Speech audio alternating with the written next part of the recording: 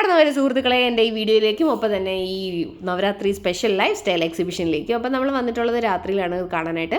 അപ്പോൾ ഒരു best of India എന്ന് പറഞ്ഞിട്ടുള്ള ഒരു എക്സിബിഷനാണ് ഇത് വന്നിട്ട്. അപ്പോൾ നമ്മൾ കയറുന്ന സമയത്ത് ആദ്യം തന്നെ കാണുന്നത് കുറച്ച് വുഡൻ കാർവിങ്സ് ആണ്. ദൈവങ്ങളുടെയൊക്കെ ശില്പങ്ങൾ ഇവിടെ നല്ല ഭംഗിയായിട്ട് കൊത്തി വെച്ചിട്ടുണ്ട്.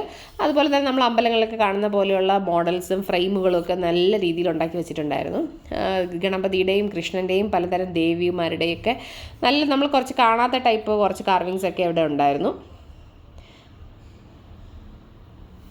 അതിനുശേഷം നമ്മൾ ഉള്ളിലേക്ക് കയറുന്ന സമയത്ത് ഫർണിച്ചേഴ്സിൻ്റെ ഒരു സെക്ഷനാണ്. കുറച്ച് സോഫ സെറ്റ്സ് ഇട്ടിട്ടുണ്ടായിരുന്നു. അത്യാവശ്യം നല്ല കോസ്റ്റ്ലി ആയിട്ടുള്ള സംഭവങ്ങളായിരുന്നു. എല്ലാം തന്നെ ഒരു 40,000 മേൽ വില വരുന്നതായിരുന്നു.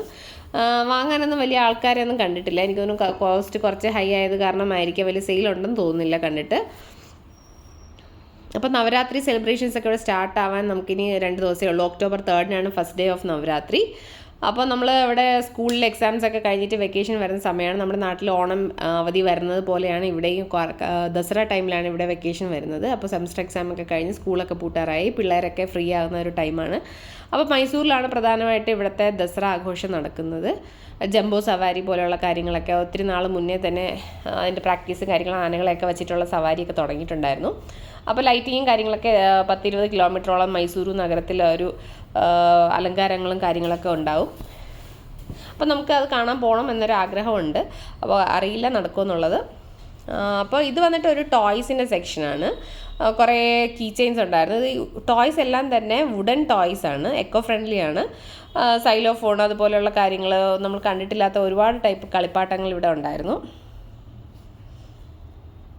പിന്നെ കാണുന്നത് ടർക്കിഷ് ലൈറ്റ്സ് ആണ്. എന്തുകൊണ്ടാണെന്ന് അറിയില്ല, അവർ താഴെയെല്ലാം ഊരി വെച്ചേക്കുമായിരുന്നു. ഭയങ്കര കളർഫുൾ ആയിട്ടുള്ള ലൈറ്റ്സ് ആണ്. മുൻപ് ഇത് കണ്ടിട്ടുണ്ടായിരുന്നു. ഇത് കാർപ്പറ്റ്സിൻ്റെ ഒരു സെക്ഷനാണ്. ഇവിടെ കൂടുതലായിട്ട് ബാംഗ്ലൂർ മൈസൂരൊക്കെ ഒത്തിരി കാർപ്പറ്റ്സ് ഇങ്ങനെ റോഡ് സൈഡിലൊക്കെ വിൽക്കുന്നത് കാണാനായിട്ട് സാധിക്കും. ഇത് പല സൈസിലുള്ള കാർപ്പറ്റ്സ് ഉണ്ട്. ഏറ്റവും വലുത് തൊട്ട് ചെറിയ സൈസിലുള്ള കാർപ്പറ്റ്സ് വരെ നമുക്കിവിടെ കാണാനായിട്ട് സാധിക്കുന്നുണ്ടായിരുന്നു. ഇത് കുറച്ച് ഹൈറ്റ് കുറഞ്ഞ മോഡൽ കുറച്ച് ചെയേഴ്സും ടേബിൾസുമാണ്. വുഡൻ്റെ തന്നെയാണ്. കുറച്ച് വുഡൻ്റെ കുറച്ച് ആൻറ്റിക് പീസസ് പോലെയുള്ള കാര്യങ്ങളൊക്കെ ഉണ്ടായിരുന്നു. നമ്മൾ കണ്ട എക്സിബിഷന് തൊട്ട് പുറകിൽ തന്നെ വേറൊരു എക്സിബിഷൻ കൂടെ ഉണ്ടായിരുന്നു, സഹാറ ആർട്ട് ആൻഡ് ക്രാഫ്റ്റ് എന്ന് പറഞ്ഞിട്ട്. അപ്പോൾ ഞങ്ങൾ അവിടേക്കൊന്ന് കയറി. കുറച്ച് ചപ്പൽസാണ്, കോലാപുരി ചെരുപ്പ് എന്നൊക്കെ പറയുന്ന പോലെയുള്ള സാധനങ്ങൾ കുറേ വെച്ചിട്ടുണ്ടായിരുന്നു. ഇത് നെക്സ്റ്റ് വന്നിട്ട് വീണ്ടും കുറച്ച് പെയിൻറ്റിങ്സ് ആണ്. 150 രൂപ തൊട്ട് 450, 550 എന്നൊക്കെ എഴുതി വെച്ചിട്ടുണ്ടായിരുന്നു. ഇത് കുറച്ച് മെറ്റാലിക്കിൻ്റെ വാൾ ഹാങ്ങിങ്സ് ആണ്. ഇത് കുറച്ച് സോഫാസ്, കുറച്ച് വെറൈറ്റി ആയിട്ടുള്ള മോഡൽസ് ആയിരുന്നു. നമ്മുടെ ചിപ്പ് അവിടെ ചെന്ന് കളിച്ചുകൊണ്ട് നിൽക്കുന്നുണ്ട്. നെക്സ്റ്റ് വന്നിട്ട് പിക്കിൾസിൻ്റെ ഒരു സെക്ഷനാണ്. നാരങ്ങ, മാങ്ങ, വെളുത്തുള്ളി, അത് ഈ കാണുന്ന ചുണ്ടക്കയുടേതാണ്. പിന്നെ കുറച്ച് സ്വീറ്റ്സിൻ്റെ സെക്ഷൻ ഉണ്ടായിരുന്നു. തെലുങ്കാന, പഞ്ചാബി, ഗുജറാത്തി എന്നൊക്കെ പറയുന്നുണ്ടായിരുന്നു. പക്ഷേ നമ്മുടെ കേരളക്കാരുടെ അച്ചാർ പോലെ മറ്റ് സംസ്ഥാനക്കാരുടെ അച്ചാർ അത്ര നല്ലതാണെന്ന് ചോദിച്ചാൽ എനിക്കറിയില്ല. പിന്നെ നെക്സ്റ്റ് പുറത്ത് വന്നിട്ട് ഒരു ഫുഡിൻ്റെ സെക്ഷൻ ഉണ്ടായിരുന്നു.